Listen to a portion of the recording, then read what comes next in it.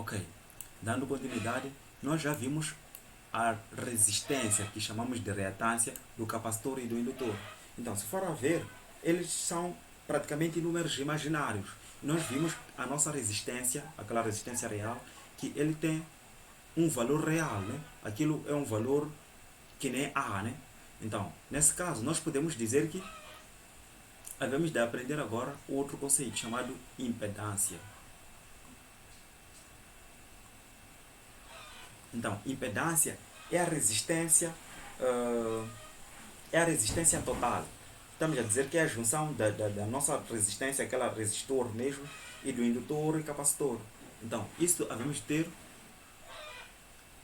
impedância, é representado como Z, que há de ser igual a parte real. Parte real é aquele resistor mesmo, aquela resistência que tem corrente e tensão em fase, mais J. Nós vimos que o capacitor e o indutor vão se juntar, né? Então, a ser X do capacitor, não, aqui do indutor primeiro, L, menos X do capacitor. Porque o capacitor tem que ser negativo? Porque nós temos que o capacitor é menos JXC, enquanto que o indutor é mais J. Então, já que eu escrevi mais aqui tem que ter o valor primeiro do indutor, depois vai ter o valor do capacitor. Então, sempre façam desse modo para não terem que se complicar a vida, né? Ok. Então, esta equação eu acho que está mais do que claro, que eu posso escrever de outra forma, de várias formas diferentes. Posso dizer que Z é igual a R mais JX, aliás, mais ou menos JX. Então, aqui é quando eu não sei se há de ser indutor ou capacitor, da mesma forma que aqui. Então, se eu digo que é mais ou menos JX, então, se o valor que vai persistir for mais, significa que é L, porque já vimos que o L é que há de ser positivo. Se persistir o valor negativo, significa que vai ser C. Então, é a mesma coisa que nós temos aqui, só escrever de forma diferente. Então, vocês vão escolher a forma que vocês acharem mais simples, mas numa primeira fase, sempre usem esta que está vermelha, só para poder facilitar a percepção e a resolução do exercício. Então, eu posso representar novamente o nosso circuito, um circuito qualquer. Então, eu posso ter aqui uma resistência, posso ter aqui um capacitor, posso ter aqui um indutor. Então, essas coisas vão formar o que nós chamamos de impedância. Então, eu posso dizer que essa resistência é de 5 ohms. Então, esse capacitor aqui tem uma reatância, o capacitor tem uma reatância, e de colocar a reatância que nós vimos lá no vídeo anterior, né? A reatância do capacitor aqui no caso é de 628. Então, a ser menos J 628. Então, isto já está calculado, eu não tenho que calcular novamente a partir da reatância. Então, enquanto que o nosso indutor vimos que é J 942. Então, aqui também já está calculado, porque já vem com J. Então, obviamente que isto aqui é a unidade em ohms, isso também é a unidade em ohms, porque já está calculado. Desde que tenha valor de J, já está calculado. Se vier em Henrys ou Faradays, significa que você deve calcular. Então, essa é a diferença. Então, a nossa impedância Z há de ser igual a parte real mais J, parte imaginária, XL menos XC. Então, eu já tenho esses valores. Então, eu posso dizer que Z há de ser igual. A parte real é de 5 ohms. 5 ohms. Mas eu nem precisava escrever o ohm aqui. Então, mais J, abrir parênteses, 942, que é o L, 942, menos 628, que é o C. Então, eu posso puxar novamente a calculadora aí. Então, já tenho 942 menos 628, há de nos dar 314. Então, o valor aqui há de ser Z igual a 5. O valor há de ser positivo, então, mais J 314. Então, aqui está mais do que claro que o indutor é mais grande em relação ao capacitor. Então, é só ver os valores, 628 em relação a 942. Óbvio que o indutor é mais grande, né? Então, se for já ver aqui no início do exercício também, o capacitor é 2 milifarads, enquanto que o indutor é 3 milihenries. Então, 2 e 3, qual é a coisa mais grande, né? Então, é por isso mesmo que o que ganhou é o sinal positivo. Logo, tivemos J314. Então, daqui, isto aqui já é um número complexo, né? Então, o Z, que nós chamamos de impedância, é praticamente uma resistência para sistemas senoidais. Entende, né? Então, obviamente que se no nosso sistema senoidal não ter capacitor e indutor, significa que teremos R, aqui seria 0, 0, logo o J seria 0. Então não teria a parte imaginária. Se tivesse só o capacitor, seria menos J628. Se tivesse só indutor, seria mais J942. Mas já que tem os dois, encontramos mais J, porque o indutor é que ganhou mais J314. Então, este é o nosso valor. Então, deixa eu ver o tempo, ainda temos um bocado de tempo, posso calcular. Então, nós podemos fazer um pequeno cálculo aqui. Então, vamos lá supor que estamos a dizer que temos aqui uma fonte alternada de 220, né? Então, eu posso querer calcular qual é a corrente que vai passar por aqui. Então, é dizer que tensão, aquela fórmula que você já conhece, tensão é igual a quê? A resistência multiplicado pela corrente. Então, o que eu quero é corrente elétrica. Então, corrente há de ser igual a tensão sobre resistência. Só que nós vimos que agora já não temos resistência, o que temos é impedância. Impedância é praticamente uma resistência mais completa. Veja que tudo termina por ohms aqui, né? Então é uma resistência mais completa, que tem parte real e parte imaginária. Então, por vez disso daqui, é dizer que isto aqui equivale a dizer corrente igual a tensão sobre Z. Z significa impedância, não um número complexo. Agora significa impedância. Então, neste caso, nós podemos continuar com o nosso cálculo. Então, tensão, aliás, corrente, há de ser igual. Temos que a nossa fonte é de 220, já que não tem ângulo, há de ser 0 graus, sobre a nossa impedância. Impedância está em que forma? Está na forma retangular. Então, nós teremos que fazer o quê? Converter para aqui. Porque se nós queremos converter o 220 e multiplicar por raiz de 2, nós teríamos que vir fazer aquele processo de passar, fazer produto dos meios, produtos dos extremos, aquela coisa. Depois corremos o risco de ter que vir fazer MMC. Então, havemos de calcular na forma polar. Lembra-se, forma polar é para multiplicação e divisão. E aqui o que temos? Divisão. Então, é de converter isto aqui para a forma polar. Então, nós sabemos que para a forma polar teremos que ter Z igual ao módulo de Z. Módulo de Z é igual a 5 ao quadrado mais 314 ao quadrado. E o ângulo há de ser arco tangente de B, que é 314, sobre o A, que é 5. Então, posso pegar a calculadora agora e colocar os valores. Então, essa máquina eu não sei se ajudaria tanto, porque quando eu escrever raiz quadrada, depois querer escrever os números aqui, eu não sei se ela vai aceitar.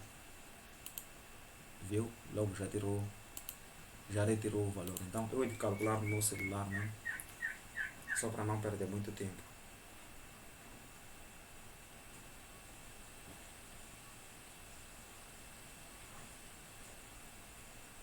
Então, máquina científica. Então, terei raiz quadrada de 5 ao quadrado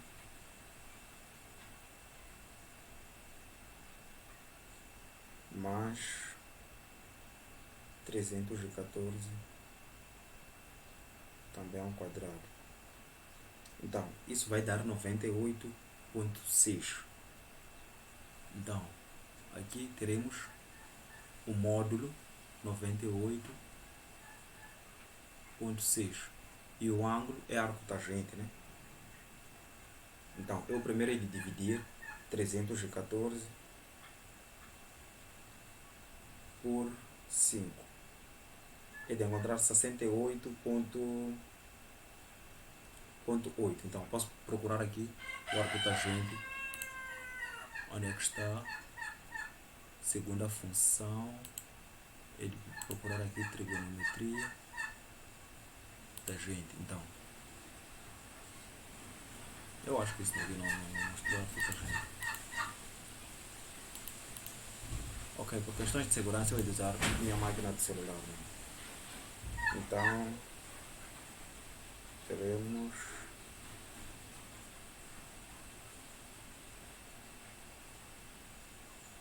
arco tangente de 68.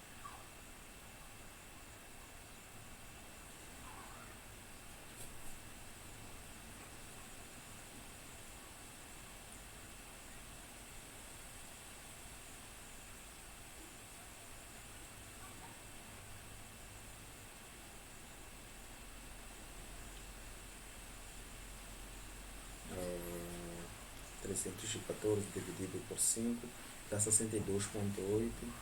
Então, arco tangente de 62,8 a dar 89. Então, aqui teremos ângulo de 89. 89 é ponto zero alguma coisa, então é 89.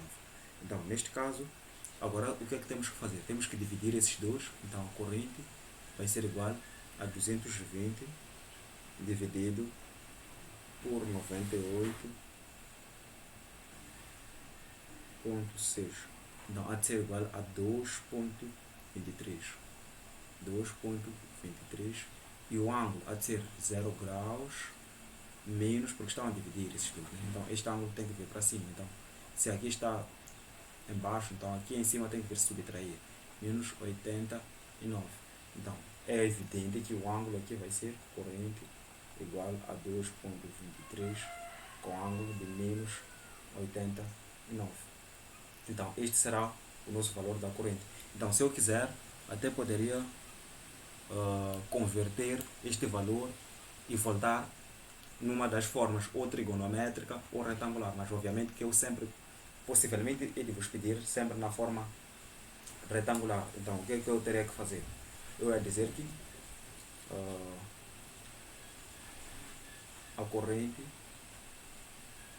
há de ser igual à corrente máxima, isto aqui multiplicado por raiz de 2 vezes raiz de 2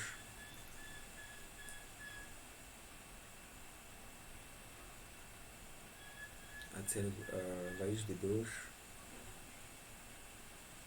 multiplicado, aí encontramos 2,23, há de ser 3,15 seno de ômega t, mas na verdade agora é menos, porque é o sinal que nós temos lá, né? Está negativo. Então, há de ser aqui menos. Eita, já estou habituado com 90. 89 graus. 89 graus. E assim vai ficar um sistema senoidal. Então, eu posso te pedir para representar naquelas formas, né? Então, no sistema cartesiano. Então, no trigonométrico seria alguma coisa parecida. Então, ele começa de 89. Então, se 90 é aqui, 89 é alguns antes de 90. Né? Então, eu tenho que mostrar que aqui é 90. Então, aqui é 89. Então, ele há de ir baixando. Na verdade, tinha que estar no lado negativo. 90 negativo é aqui. Então, 89 negativo é aqui. Então, ele vai subir e vai descrever. Então, a nossa tensão começava daqui. Então, ela vai ter estas características. Então, é só notarem que, porque a impedância tem a parte real e a parte imaginária, os dois não começam de zero. Mas se fosse uma coisa pura, uma resistência pura, os dois começariam de zero. Então, é exatamente esta característica. Então, eu poderia representar também na forma fasorial. Então, eu poderia dizer que a tensão está aqui no 0 graus, porque é o ângulo que nos deram, né? A tensão, na forma fasorial, tensão, dizemos que é 220.